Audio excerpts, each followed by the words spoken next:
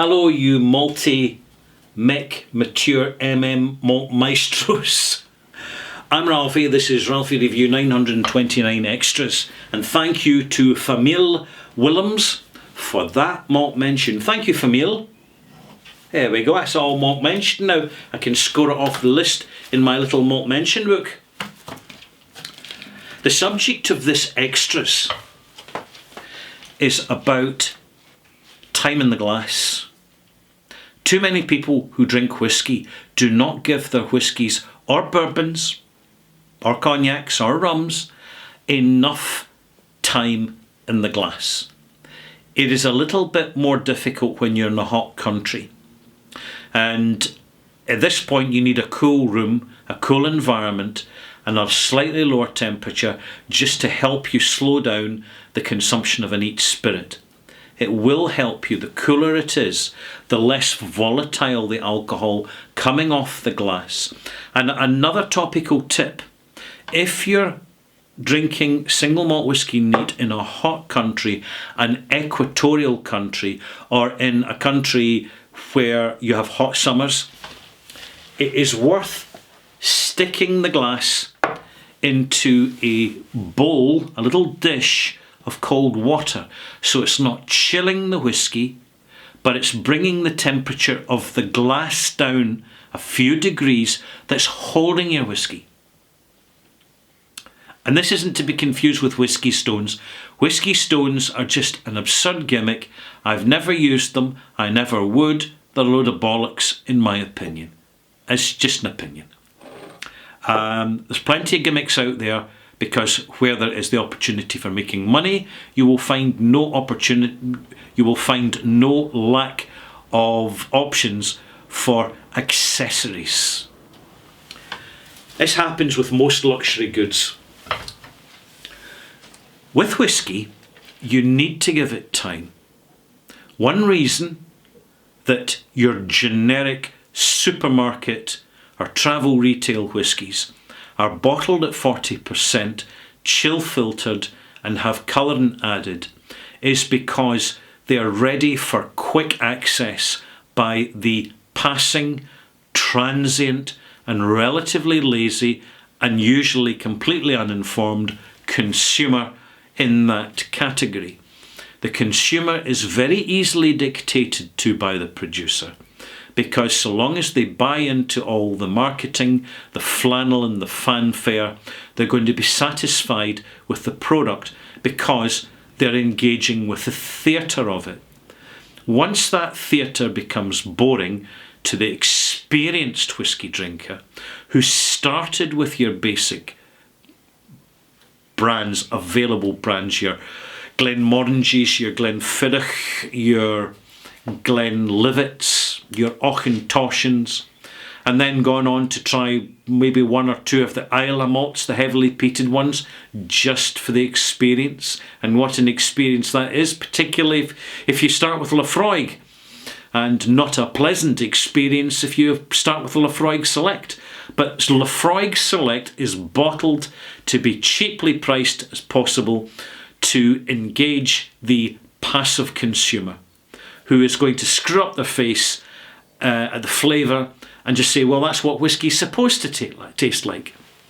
And they don't give it much time in the glass. They pour, they put the bottle down, they look at the lovely label, and then they lift the glass to the nose, cheers, and they'll say Slangivar, because that's what everybody does that's in Scotch whisky. It's all part of the theatre. And then they'll take a great big sip. They'll take too much. And they'll nose it briefly, and then take a sip. And then do this. That's lovely.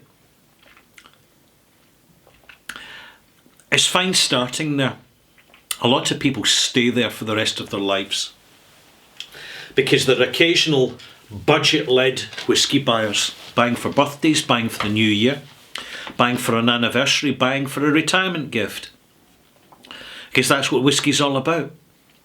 And when times are tight and inflation's really kicking in, they'll just decide not to buy whisky at all, which means that there'll be fewer whisky sales of the big brands in the supermarkets, unless of course they're deep discounted, which it really isn't a good thing for whisky. It really isn't.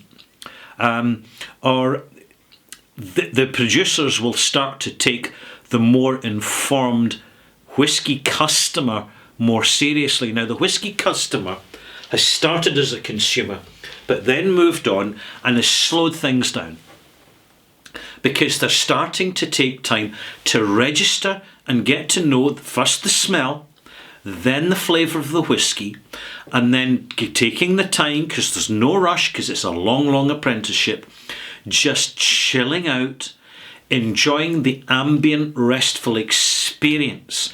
Whether we're on our own, or whether in selective good company of people that are not there to get pished and start to spout rubbish.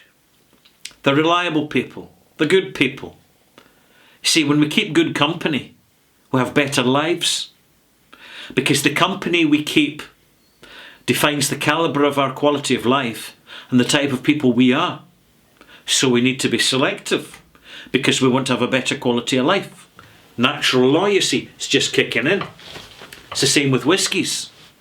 The more time we spend actually connecting with a whisky, the more we understand the arrival, the development and the finish, the style of a single malt. We can find it up online, can check it up online. What's the signature supposed to be from this distillery? You'll get the list. It's easy to figure out. Then you can say, well, I know basically what I'm looking for. I know that generalised signature. How does it work for me? And you may notice it's maybe a little bit more fruity for you, or perhaps a little more dry for you. It's down to your senses. Our senses are not absolute uniform receptors. We vary. As much as we vary individually, our senses are similar, but they vary too, for a number of reasons. But the more time we spend with whisky, the more we understand quality, the more we are excited to experience the quality, knowing that it's not just about the whisky, it's about the journey we have made, our personal journey with whisky. And so we add a little bit more water, and we're careful where we source the water. We don't want hard water out the tap. We want clean, fresh, cool water. Not too cold, not too warm. We want it from a jug, ambient temperatures, clean and fresh. This has been filtered out the tap because I live in an island where there's soft water and the water's clean. And that's all you need. Decent fresh water. If you want to use bottled water, use it. And then you can maybe pour a wee splash in. Or you could maybe use a pipette. Or you may use a spoon. Perfectly reasonable. This is basically operating as a ladle. And you start to understand 40% whiskies don't need water or need just a drop of water. 46% whiskies are like concentrated orange juice rather than ready to drink orange juice. You need to add that bit more water to chase out more intense flavours, more variety of flavours, because the more alcohol, the more flavour is contained. You can't just take a cask strength whisky, dilute it to 40% and expect to hold on to the range of flavours and sensation. It doesn't happen, malt mates. This is one reason why we graduate on over time, from watching videos on YouTube to connecting with blogs and going to whisky clubs and whisky festivals. We do our apprenticeship and it's a lot of fun, and we learn the craft of drinking whisky. It's not splash and go. It's not pub culture. It's not party culture. It's a different culture. It's more sophisticated, frankly. It's more rewarding in many ways. And we find where the addition of water makes our dram, for us, pitch perfect. So you add a wee bit more, add a wee bit less. When you're adding water, to start with, just add a drop, right? Give it 5 minutes, 10 minutes. smell it, taste it. Then you may decide you need a bit more water. Add another drop of water. It's very rare that you add it's very rare that you add all your water at once and get the perfect result. You add your water in increments. If it's cask strength whisky, you may find that it's so concentrated and locked up with flavours that you need to add quite a lot of water. If it's old whiskies, 25 years plus, a lot of complexities and subtles in the background, you want to get the best of those leather notes, tobacco notes, bookshop notes, suggestive notes. So you're going to add less water, and you're going to give it longer, you see. It's a minute in the glass for each year in the cask, whether you add water or not. It's a subtle art. I can explain the basics to you, the basic principles as I'm doing now, but ultimately it's your experience, and you only gain it if you actually do it. If you get beyond the point where you're determined you're going to drink every and any whisky neat, which is absurd, doesn't matter what anybody says, they're not getting the flavour out of the whisky, they're just going through the motions. It's the fact of it. This old stubborn culture, the Highland culture, when you take the cork off the bottle, you throw it away because you'll never need it again. No, not in this day and age. It's not that long ago people could literally go for several days drunk without consequences because they knew they weren't going to live past 60 to 65 anyway. It's not that long ago, but times have changed. It's a different landscape now, and there's consequences to going several days completely unsober. It doesn't look good in your social credit record, in your global ID system. So you continue to add a little bit of water to your dram till you get it pitch perfect. Word of advice, if you over dilute your whisky, don't think by adding a bit more whisky to it you can undilute it. It doesn't work that way. Basically, you've got to start again and just accept that you're going to be drinking an over diluted whisky, but you can still enjoy it.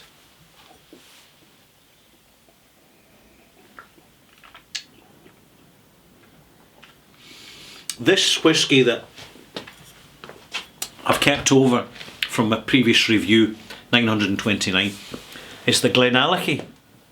You can distinctly see now, particularly with the addition of the water, with more water, that it's got a good solid Scotch mist in the glass from the barley oils, the wood oils and the long chain proteins and the amino acids, etc., that are in that whisky that have not been compressed out through cardboard filters. I can assure you that as time goes on, you will get more and more impatient with processed, overly branded whisky. Oh, come here, darling. Do you want a wee huggy? Do you want wee huggies? Say hello to all the whisky fans. You're chasing the mice away. I'll lift you up. If I had a treat for you, you'd be like putty in my hands. But because I don't, see, I've said treat now. So he's pausing. You think, oh, am I going to get an extra treat tonight? This is Fluffy, by the way. Fluffy the cat. This week, he brought a live rabbit into the house that pooped in the carpet. Obviously, when you're getting bounced on by a cat, you're probably inclined to crap yourself, as the little rabbit did. So I had to rescue it, put it in a cardboard box and take it out to a field somewhere and release it. The thing was completely unharmed. It shows you how resilient rabbits can be. I'm such a softie, really. I know sometimes you think I'm a curmudgeonous old bamstick, and sometimes, yes, I am. When I listen to some of the nonsense that comes out from public relations in the industry, I can assure you, see, over time you will find it as patronising and as condescending at times as I do. You will find it disingenuous and fake. And I really think that any distillery that actually engages in proper education, one-to-one connection, explaining at a distillery as part of their tour what I'm telling you right now, people will listen, people will understand it, and they will value the product even more than they do, because it's something where there's a culture and a craft, there's an alchemy to all this. There really, really is. And the irony is that spirits, I mean, look at the word spirit, spirituous, spiritual. I mean, words are there for a reason. It's word magic. And alchemy is, alcohol in terms of alchemy, when you look at it from an alchemic perspective, it's the fusion of two elements, the element of water and the element of fire. It is water that can ignite and have flame. So it's actually quite a substantial and important part of an alchemic process. Which is why in the old days, in the really old days, the scientists were alchemists, and the alchemists were making the perfume and making the finest of alcohols. They were refining medical plants into sophisticated, long-lasting medications, because alcohol would preserve the potency of these herbs. So when we're connecting with whiskey, we're way, way beyond the passive consumer that doesn't even know about these things and cares even less.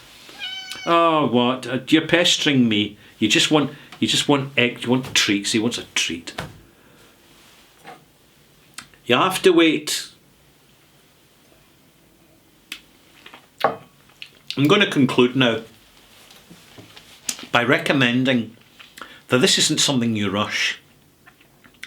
The culture of water and whiskey and the art of it is something that takes time to acquire. And in it, we discover the bliss point of a whiskey. And we can't miss it. The bliss point is when you get that perfect ratio of added water to a higher strength whiskey at the right time, at the right balance, and your senses are just at the right place to get the right experience at the whiskey in the glass at the top of its game.